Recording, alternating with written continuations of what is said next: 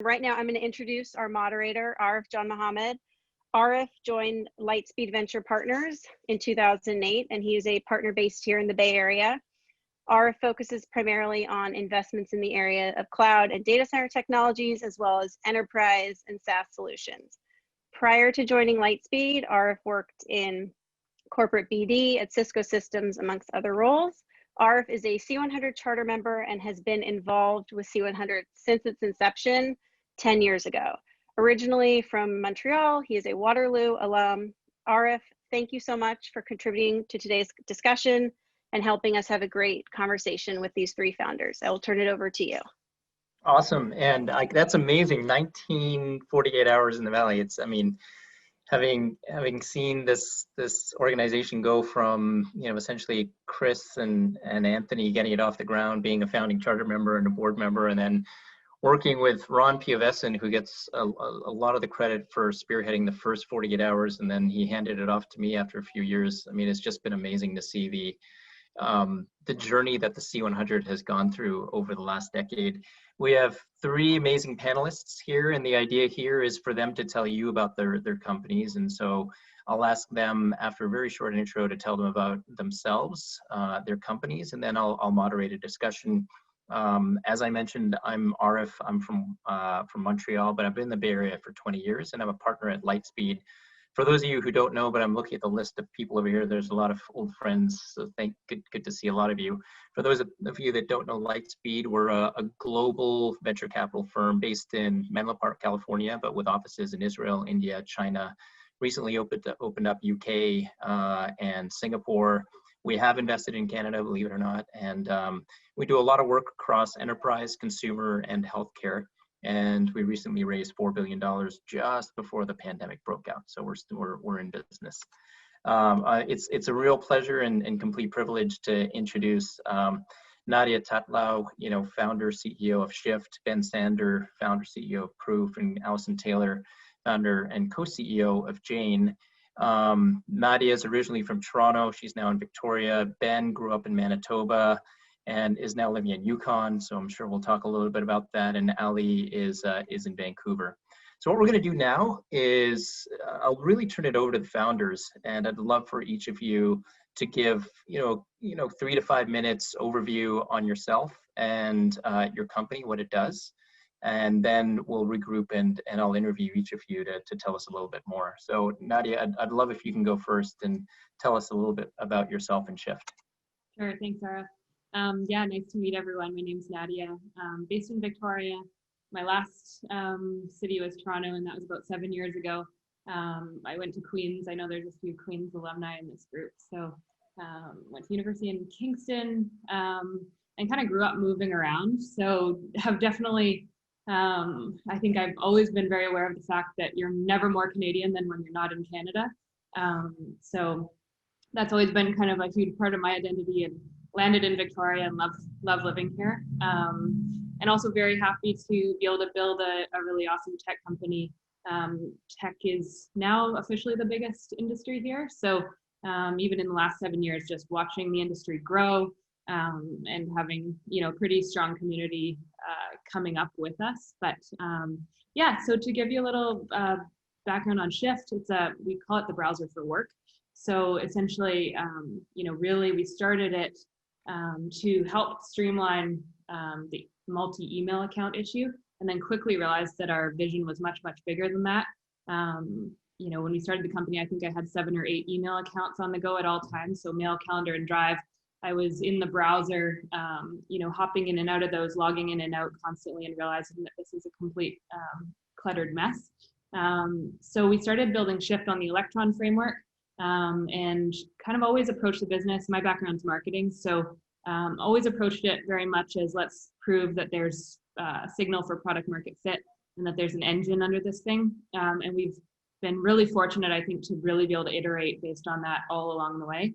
Back in 2016, when we first launched to some early adopter communities, we saw uptick in, okay, this is a pain point that a lot of people have. And then quickly those same people were asking us for support for all of their extensions and apps. So we spent most of 2017 building those integrations in, and then really, took ownership, I think, of the browser for work that we're building. So yeah, we've been in business about 3 years. We've raised a seed round last year, and we've just been, profitable the last 4 months. So that's been kind of exciting through the pandemic for us. Yeah, a little high level update. Awesome. All right. Thanks, Nadia. And Ben, why don't you go next, live from Yukon? Tell us about Proof. What is Proof? Happy to. I just want to give a quick plug for Nadia. I just started trying Shift last week, and it's been fun to play around with. So if you haven't had a chance, I'd encourage you to do so today. But yeah, it's great to be with you. As Arif said, from the Yukon. I think this is the first time C100's had a team represented in 48 hours in the Valley. So that feels pretty cool. Bit about myself, I'm a Waterloo engineer. Actually, we found out Arif and I studied both at Waterloo and also in Switzerland at EPFL. Kind of a fun connection. I've always been drawn to big projects, big ideas. Worked on the BlackBerry and with NASA to get the shuttle back in space, and then at the particle physics accelerator in CERN. And so government, in some sense, is a natural evolution. Previous to Proof, I helped launch a couple Y Combinator companies down in the Valley. One was a big kind of similar B2B play in the restaurant space called Presto. We were building tablets for restaurants. You could order and pay without having to wait, and they're in every Applebee's in the US. And I see a lot of the same kind of fractured B2B sales work that I use there now in government. And then I was also involved in the early ClearBank team. But I've always been really passionate about government, first and foremost. I joke that I've been trying to cut red tape most of my adult life. I grew up in Manitoba. I job shadowed my mayor and premier, and then moved to Ottawa to work as a page in the House of Commons, probably the nicest office I've ever had. And I even went on to run for MP in a couple of federal elections ago. So I've been trying to, tackle government from the inside, politically, and then now with technology. And that's where Proof comes in. So Proof is, we're digitizing government. We're building a platform and solving the most central problem in government, the biggest source of red tape, which is that we're streamlining approvals. Because here's the big problem in government. Every time you have a decision that needs to get made, dozens of people have to sign off on something like this called a routing slip. It's all stuck on paper. And Proof's cutting out all that red tape, by making the experience digital. And this means you can instantly track the status of every approval. It's speeding up approval times by 3x. Introducing, and this is important for me, transparency and accountability, some things that you hear politicians talk about, but it's hard to achieve without a good foundation of tech. And we're unlocking data that's helping cabinets review real time to influence policy and make better decisions, which is ultimately our big goal. We wanted to originally start by building a dashboard, but realized there wasn't enough open source information to provide to decision makers in government. So we had to kind of build this platform to solve the Google toothbrush test, so that we could eat up and digitize a lot of their core process to unlock that data. And we're starting to see that this has the potential to save tens of millions of dollars per year. We're working with governments at all levels across the country. And governments globally spend a whopping one third of global GDP. So, when you think about every dollar that we're able to save or displace, that's a dollar that we can invest in things that really matter, like early childhood education and healthcare, and a lot of the things that we're so lucky to have in Canada.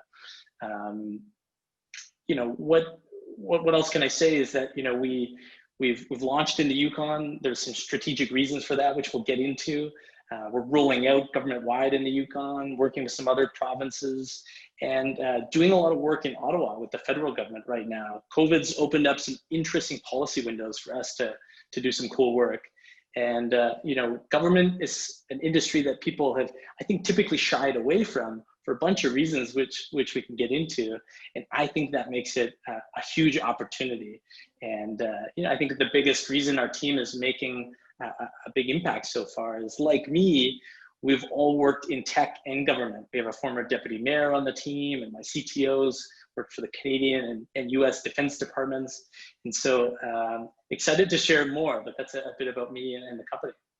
Awesome, Ben. Thank you. That's a great overview on yourself and Proof. Last but not least, Ali, tell us a little bit about yourself, your journey, and Jane, company you're building. I feel like Ben's lived like 4 lives. Before he even started talking about Proof, he'd already done a million things I don't understand, and you look very young. So he's also invented a time machine or something. It's just the sunlight in the Yukon. It's the Yukon fresh air. It's just working for you. And I also want to say that we have the loveliest panel. You are lucky to be in the presence of Ben and Nadia today. We had a little prep meeting and I was just blown. They're just very kind, lovely people.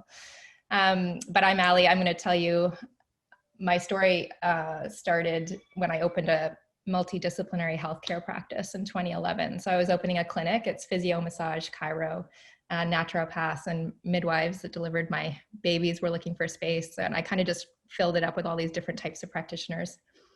And I was looking for software for that practice, especially something that could offer online booking and electronic medical records, the charting, that could be used by all those different disciplines. And at the time, there was really nothing that would work for that many people or that would respect my branding. I'd hired a company who is now my co-founder. He was building my brand and my website. And I just complained a lot, very vocally, about how awful everything was. And I would show the online, like it was like appointment.com or all these really old, like these very sort of generic booking softwares. And I'd show them page loading and it would look like half the page loaded, you know, when your internet doesn't work properly and only like the CSS loads. Anyway, it was like the branding was horrible. And I was like, this is my online waiting room. I'm opening a new practice. I need to attract customers. It needs to look beautiful. And so I complained enough that he offered to build me something into my website. So my original website that I started using had, in 6 weeks, he built me out online booking and electronic charting that I could use across my entire practice. And so that worked great. I used it for 1.5 years. It was actually hosted on a Mac Mini in my practice. I don't know what the security level of that was now looking back on what I know now.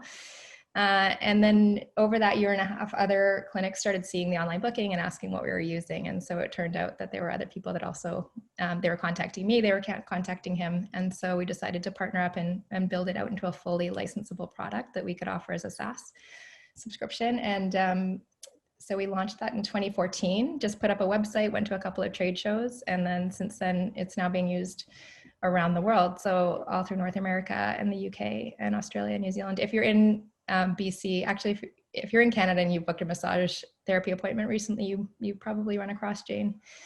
We have great penetration in the massage therapy and then across the country and then now more and more throughout the rest of the world.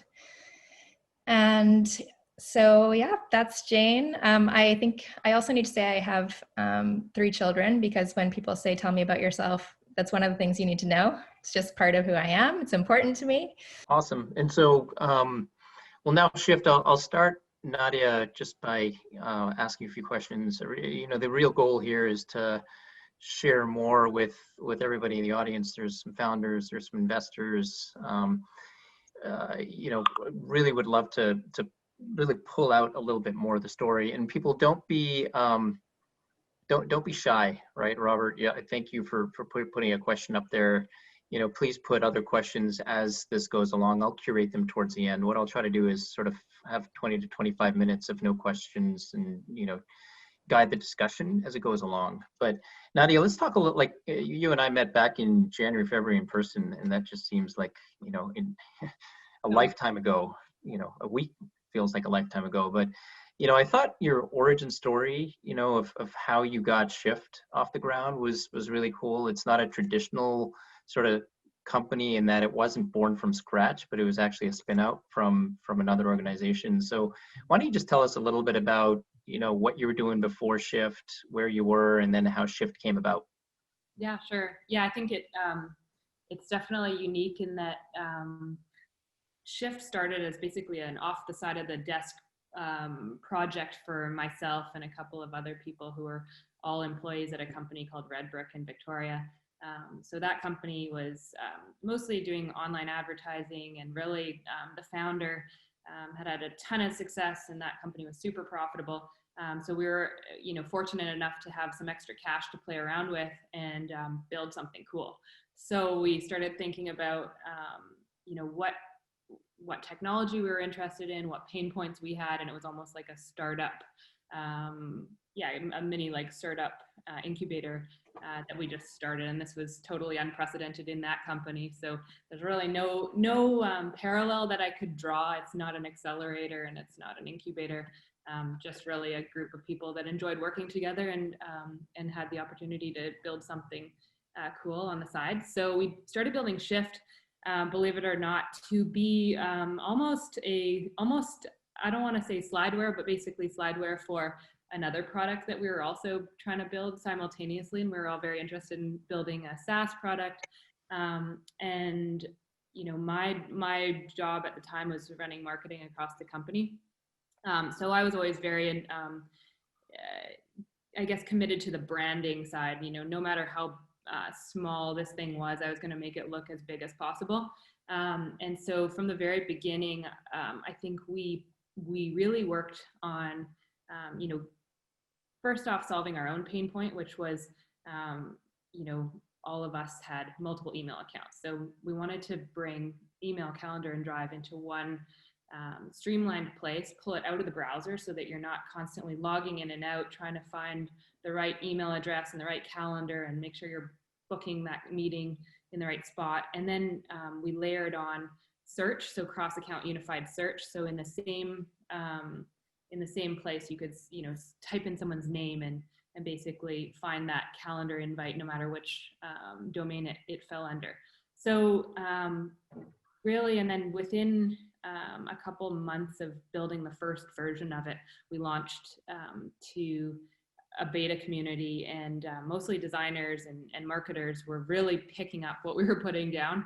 And we could see kind of this exciting signal. So we knew that version of the product was, not the version that we were as proud of today.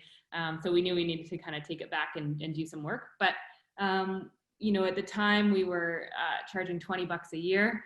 And so we figured out pretty quickly that wasn't going to be a sustainable business. So we could go back to the drawing board on that. But essentially I think we kind of, when I think about how the business has come to be, it's been a little bit of, push and then pull back and build, and then push and pull back and build. So we very much operated all the way along, I'd say like a bootstrapped company. We were never really, maybe it's being Canadian, I don't know, or what it is, but we didn't set out to, raise a bunch of money and then build a big company. We started building with what we had, and then and started investing in really fueling the engine to prove out that we had a massive market. And I think really when we wrapped our heads around the fact that we were building a browser for work, and that the whole world and basically anyone that uses Chrome is a potential user of Shift, that's when we really started thinking about the fact that we were a venture profile company, and we should probably spin out of the original company officially and raise a seed round and sort of put ourselves out there. So who funded you? So we raised from a small group of angels, and then Panache Ventures out of Calgary. Mm-hmm. And that was a spin out? Yep. Yeah, very cool.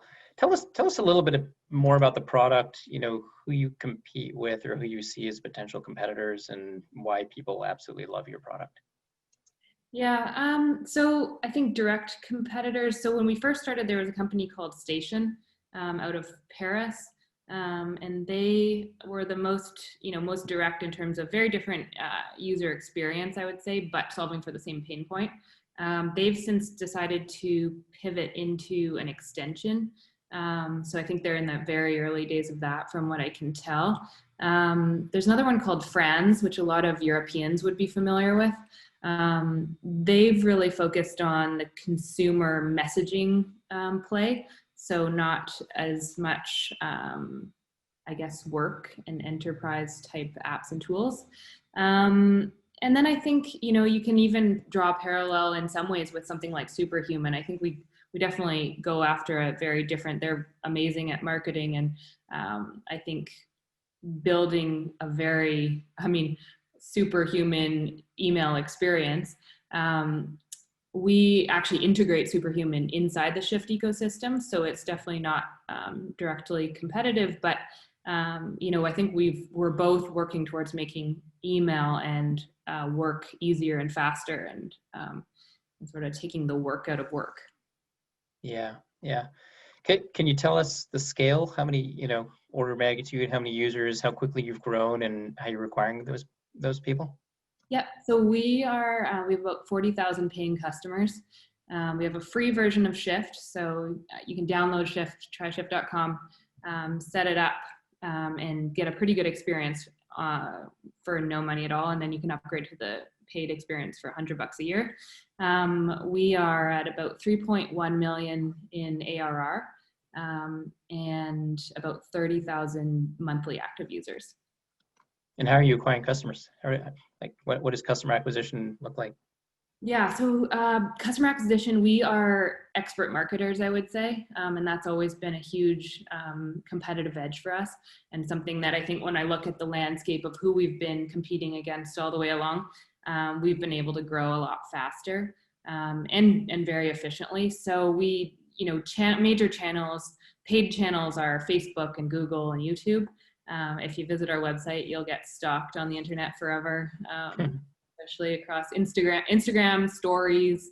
Most of our acquisition is actually mobile, even though Shift is a desktop only app right now. And really we believe we're solving a desktop issue. So, and then on the organic side, the software review sites like Capterra and G2, and then, there's lots of, bloggers and kind of PR that we also get a lot of traction from. Got it. And why do people upgrade? So you are quite gated in the free experience. So you would have access to 2 email accounts and 1 app, depending on which split test you fall into.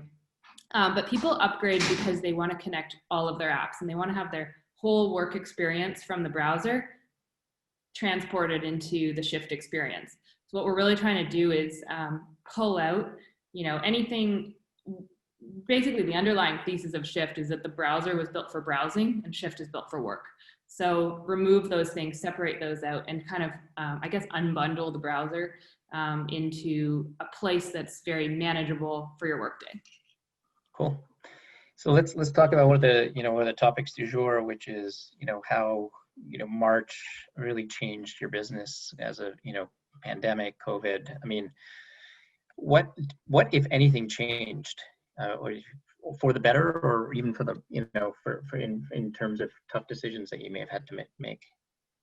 Yeah, it's hard to put yourself totally back in that zone, but I remember every day feeling like a week really then, and every decision, I guess there were just so many unknowns. We've been super fortunate to be, in the side of the market that's growing, and there's more eyeballs on productivity software than ever before, and more people looking for ways to, I think, separate and balance work, life, personal, side hustle, whatever else they have going on. On our marketing team, we joke that we market to ourselves. And so typically we just ask ourselves the question, like, would we fall for this? Would we like this? Is this something we want? And so, there are the us, and I think a lot of us have a lot in common. So that are constantly looking for ways to, make your workflow more efficient, et cetera. But what we've found through the pandemic is that, the audiences have just gotten bigger. So people that wouldn't have been out there searching on Google for something to help them manage it all are now there. So reaching those people has been awesome, and diversifying our market. I guess the big thing that we did and the decision that we made is I was in San Francisco, and that's why I had met with Arif back in, I think, February, is I was planning to raise a Series A. So starting the conversations on that front. But then really, March hit and we didn't have we didn't have everything lined up yet. So we thought, you know what, why don't we put these conversations on pause? Who knows what's happening in the world? And look at what parts of the business we can pull back on just to make sure that our cash situation is healthy. So we cut our ad spend about 60% in March. I think it was in the first week of the pandemic, we just started, optimizing and cutting out any experimental spend. And then luckily had a lot of, all the stuff that was doing well continued to do well, if not better. We started seeing a lot more pickup on organic channels. So it took about a month, and then I think it was May was our first profitable month ever. And so we went, we're still growing right now about 2 to 5% month over month.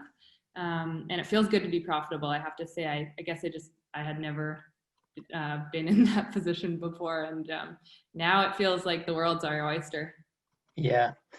Product-led growth and, the future of work are two big themes these days. Can you talk about, your philosophy and your thoughts on both of them and how you apply them to Shift? Yeah, so I think, we see this massive gap in, I think if you look at the browser market, there hasn't been a huge amount of innovation of late when you look at when the browser first came about to now, and yet it's the center point of all of our work days, whether it's email or apps. And with everything, basically we watched everything, all of our most important tools move into the browser. So, you used to go to Excel and Word and whatever other, desktop tools you were using, and kind of, eliminate distractions and focus on the task at hand. And this is old news, right? All this stuff moved to the cloud a long time ago. But we really don't see the browser as a place for focused work to happen. So that's really where Shift came about, is bundling that as a browser for work. And I think there's a massive market for, there's probably a browser for other stuff too, that I would love to get into at some point. But, work also looks very different for all of us. And I think the future of work will accommodate that. I think that's on top of mind for everyone. We all used to think of work as, men in suits going to the office and, doing their work and then going home. And I've never worn a suit to work. Well, I think now we're all seeing that work, even, I don't know, I think it's the pandemic has sort of humanized work for a lot of us and the interactions that we have every day. And it's allowing for a lot more diversity and flexibility.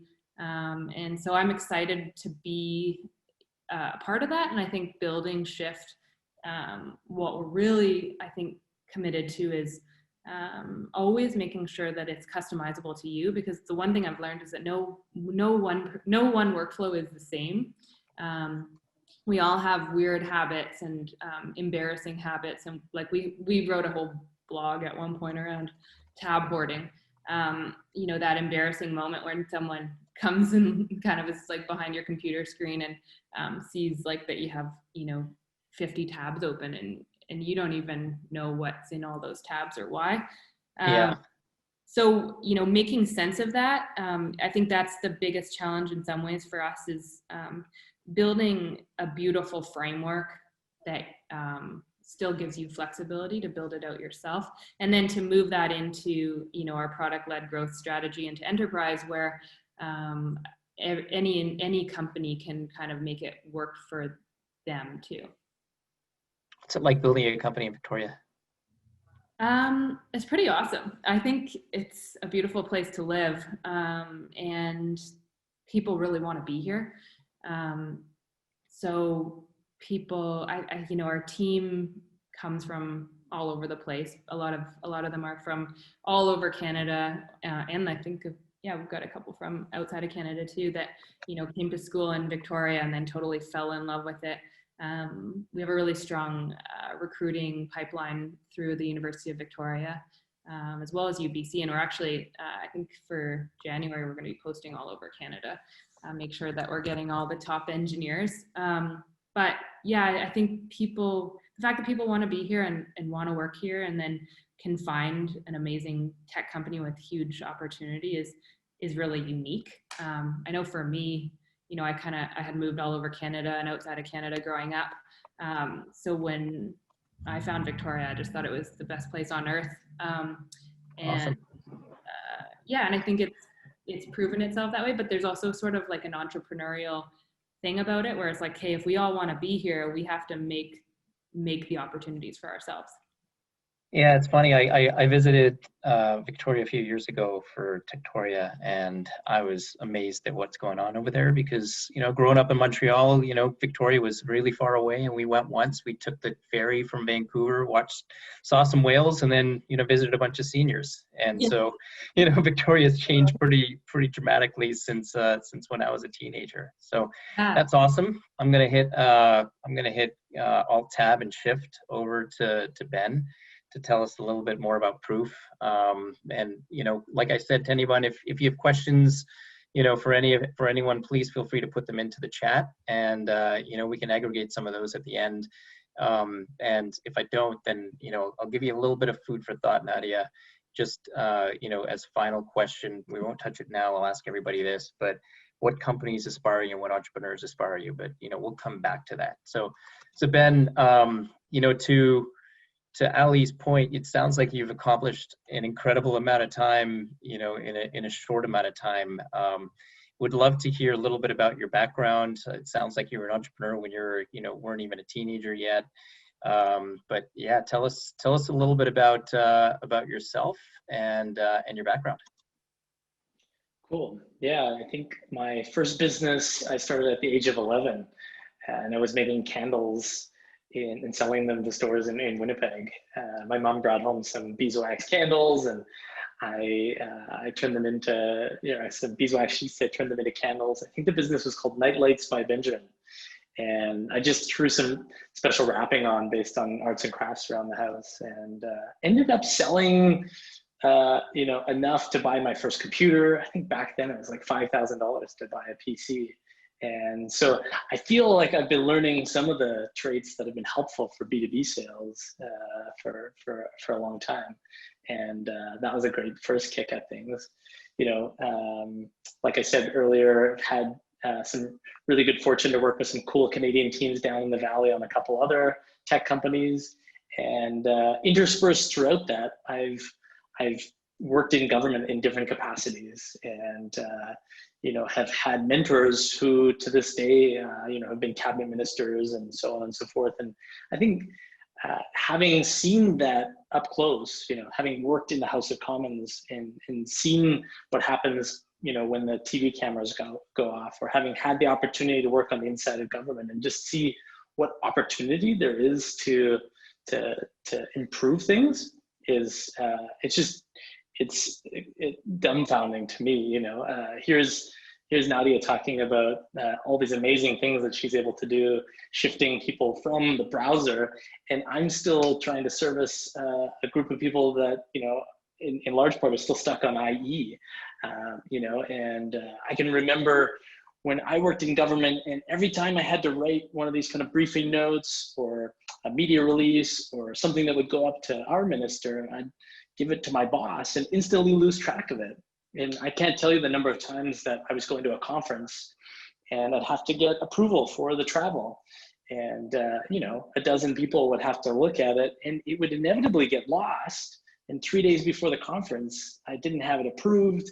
And so we'd have to race it through again, pay twice as much for the flights, right? And, there's just an incredible amount of money that I think is not being put to the best possible use. And that's not because there aren't great people in government. Every day I'm amazed to meet these champions in government who are like us, like our team, trying to kind of drag government into the 21st century. And it's really hard, but it really is important work. And I can see how much it matters to these people. It certainly matters to our team. And whereas so many have kind of shied away for all the unfortunate challenges of selling into government, we are just kind of plowing through it. Because again, we're making progress, and I see the potential to have a huge impact here. Awesome. So you told us a little bit about Proof. You know, it's an approval platform, but what does that mean? And you know, who uses it? Yeah, so it's a platform that's being used in some departments by 90% of everyone in the department. So you know, if you think of folks in government, as long as you're not out driving a truck or plowing the roads, you know, you're typically involved in some sort of desk work, and that's very paper intensive. And you know, traditionally in government, the way they've sought to buy technology is through RFPs. Super long process, a lot of upfront analysis on business requirements, and this can go on for years. So when it's actually issued, and then they have all these people apply and they adjudicate them for another 6 months after that, it's often that the tech or the need is actually out of date. It hasn't kept up, right? And so there are so many examples where governments have invested hundreds of millions of dollars in platforms that took 5 years to implement that never really worked and that they've mothballed. On the other side of the equation, you know, typically there's a lot of custom apps built. You know, there are 1,300 different applications that do some form of grant management in the federal government. And that's because each department acts really as its own silo. There isn't kind of a CIO or CTO. There is often in name, but not one truly in principle that can influence the state of technology or transformation across the entire organization. And so when there are budget constraints, because again, there's so much money that's being misused due to a lack of good technology and infrastructure, then traditionally the IT budgets are underfunded and they're intended just to kind of keep the lights on with the core Microsoft suite. And so governments then try to do a lot in Excel, and they have these bloated spreadsheets, or they'll try and kind of make something work in some of the Microsoft tools that are available because they've already purchased that suite. And they're very powerful, but the tech literacy in government generally is low. And so the capacity to kind of leverage those tools to try and cobble something together is challenging. And we've seen time and time again, governments try to build essentially a way to do approvals, and either they'll build a siloed app that only does kind of media or comms related workflow, and then you have to build a separate one for kind of contracts and a separate one for, this is the state of government, is they have hundreds of these different apps they're trying to maintain. What we've been able to do is build a platform specifically for government. So instead of having to rely on something that was built Salesforce or something that's built for a totally different market and try and wedge it into government, we've built a product that is derived from 4,000 conversations with government officials and very much mirrors this paper process that they use for 90% of their approvals. And we're just this digital version of that cover page that 12 people can sign off on. So the workflow is super simple. You know, you can, with single sign-on, only see things that you're intended to see. So privacy and security is baked in a really great way. It's easy to use. We've had governments that used to have programmers inside building a workflow for, one programmer for every 60 users. Now we're supporting thousands of users at a 0.25 internal resource. So Robert Simon, your old friend, just asked a really cool question, which is an important one. Do politicians in government actually want transparency and accountability? Like citizens do, we do, but do you have reluctant customers who sort of reject you, or talk to us about that? Yeah, I love that question. And thanks, Robert, for bringing it up. I think that the public's lost a lot of trust in the institution of government because our experience sucks, right? We're filling out paper forms. We never hear back. Things are super slow. It's a big black box. And so there's a lot of cynicism around politicians talking about these kinds of things. And I think often, it's one of two things. One is, sometimes when people get into government, they are reluctant and risk adverse, and the culture is incredibly that way. It pushes out a lot of innovative, different types of thinkers, unfortunately, and reinforces the stable-minded people that kind of want that the golden handcuffs. But I believe, and I know this because I ran myself, there are people who truly believe in wanting to unlock that. Because before being politicians, they were citizens themselves. And often they get in and they don't have the ability to do so because everything's still stuck on paper. And so it's just incredibly hard to achieve that, even if it's wanted. And I would say for sure, we run into friction and reluctance around this. We're introducing leaderboards and kind of a gamification. And the interesting thing there is every cabinet minister wants to know exactly what's going on there in their department because they have to be accountable to it. And every deputy minister that runs a department similarly wants to know everything down below him or her, right? And so there is a desire for more information that's currently available. And by surfacing some of this, and simply by showing that, hey, you're number 14th in your department in terms of speed, that is helping to unlock things without necessarily revealing to the public that, you know, Joe Q citizen, employee is the one that's dragging things down.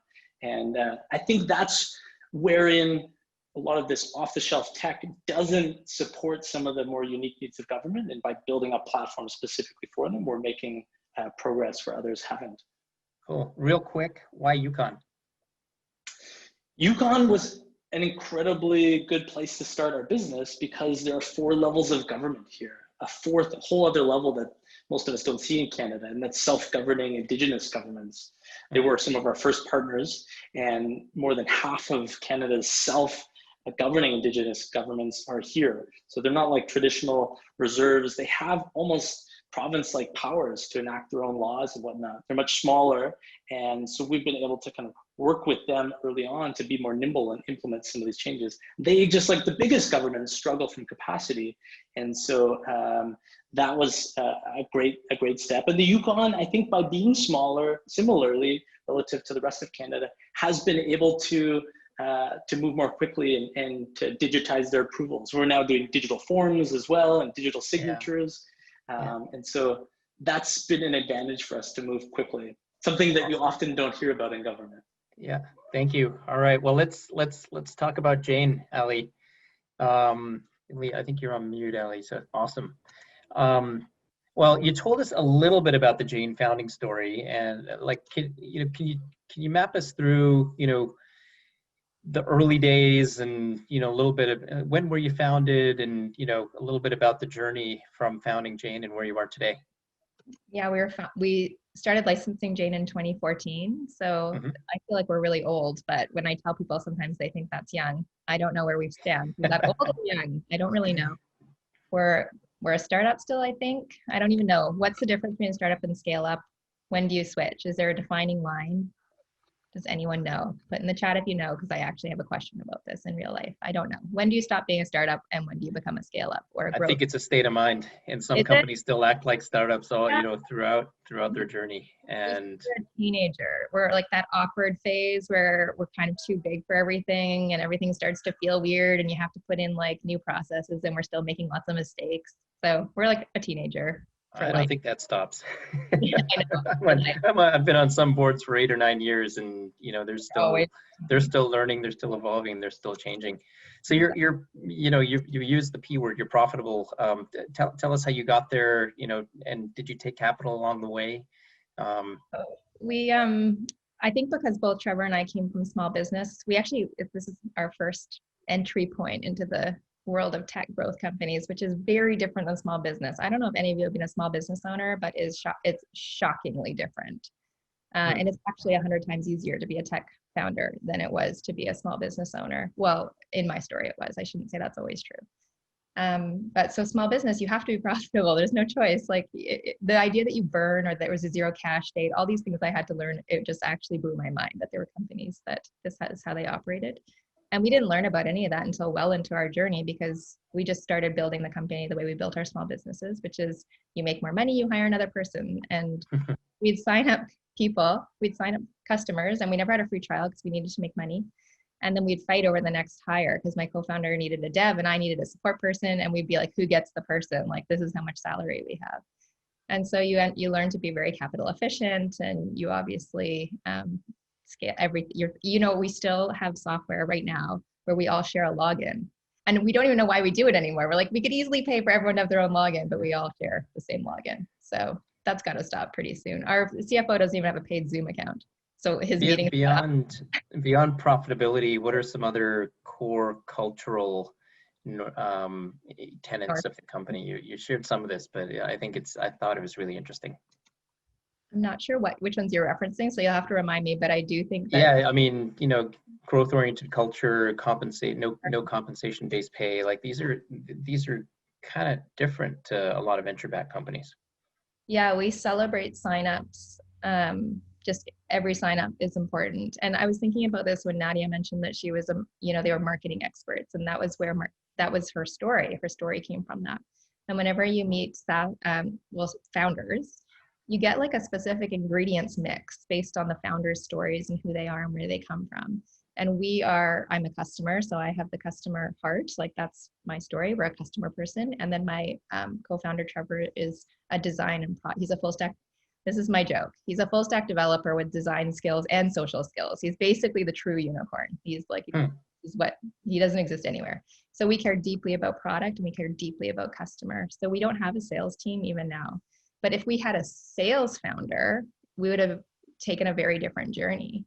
And so there's lots of paths to get to success in a company, but you kind of work with whatever ingredients you happen to have. Sean had a really good question here. Sean Longaduc. Historically, retail space has been hard, right? Going after SMBs is hard. There's a lot of churn. Historically, just organic churn has been in the 14 to 20% range, right?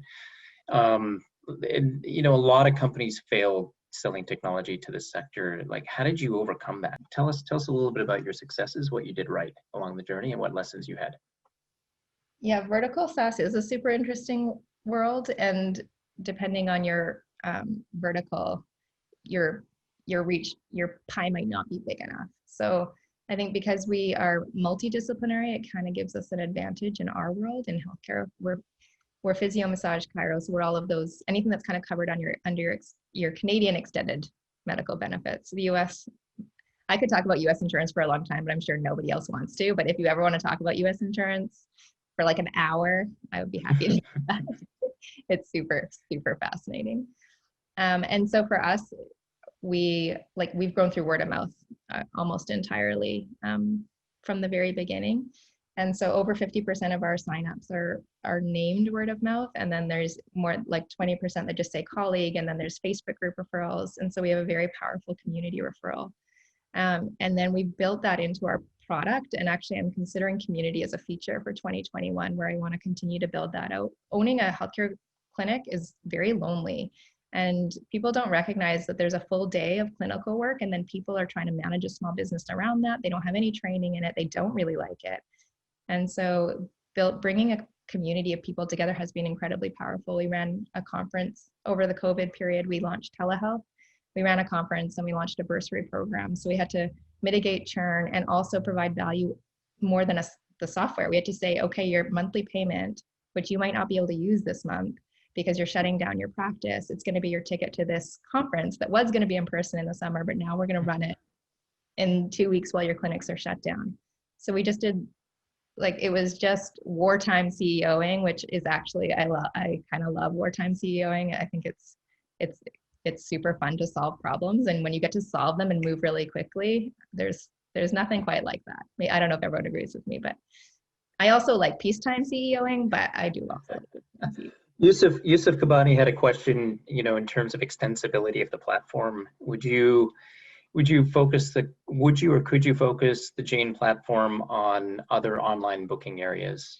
Today in COVID, like buying a car, repairing your electronics, etc.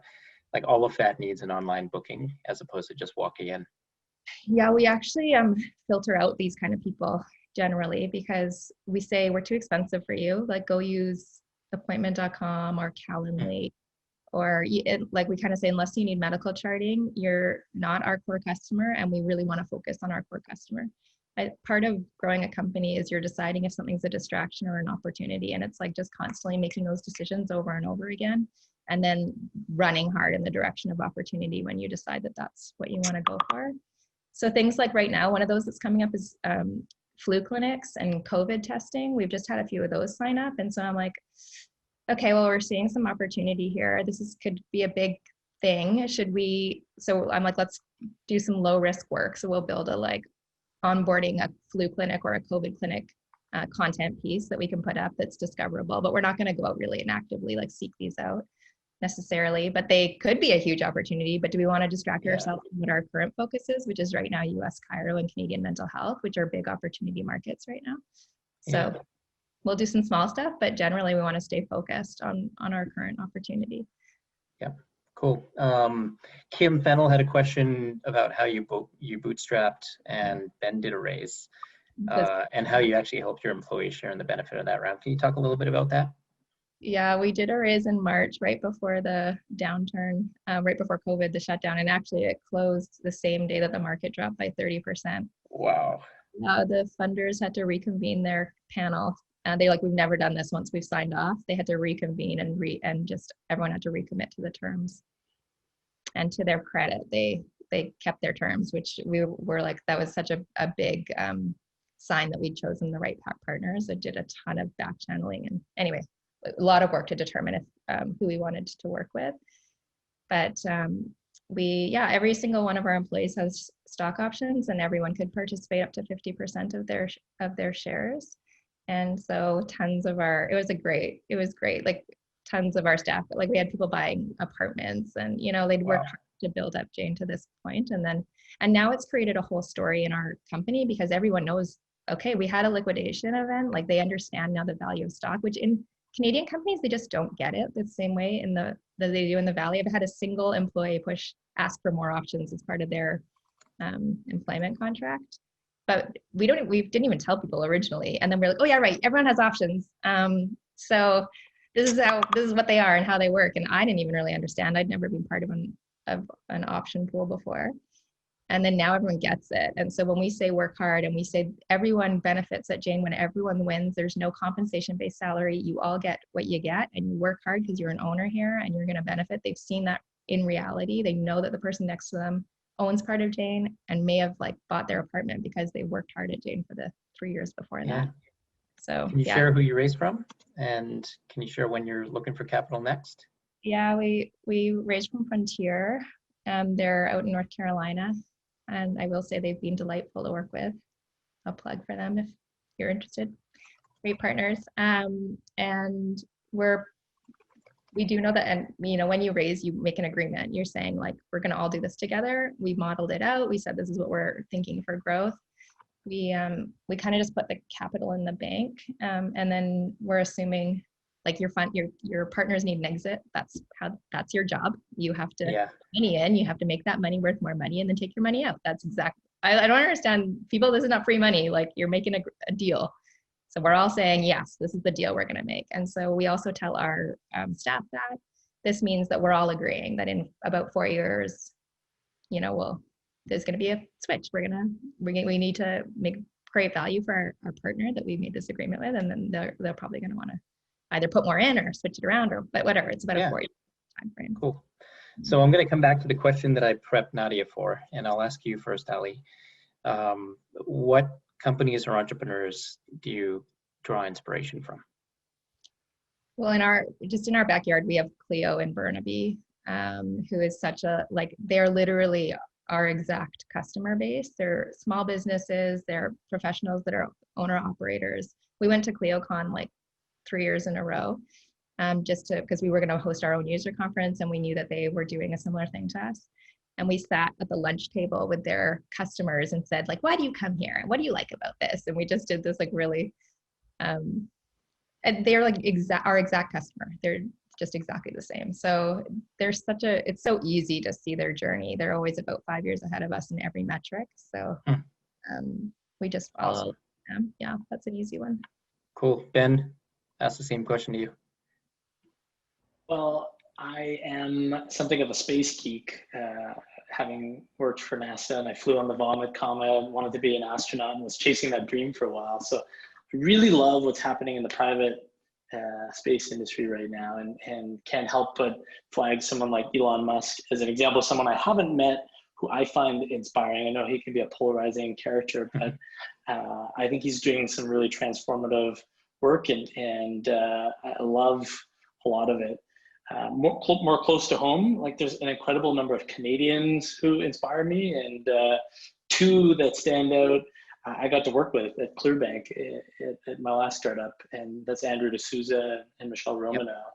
And it was really cool to work with them in trenches for the first year and a bit with Clearbank.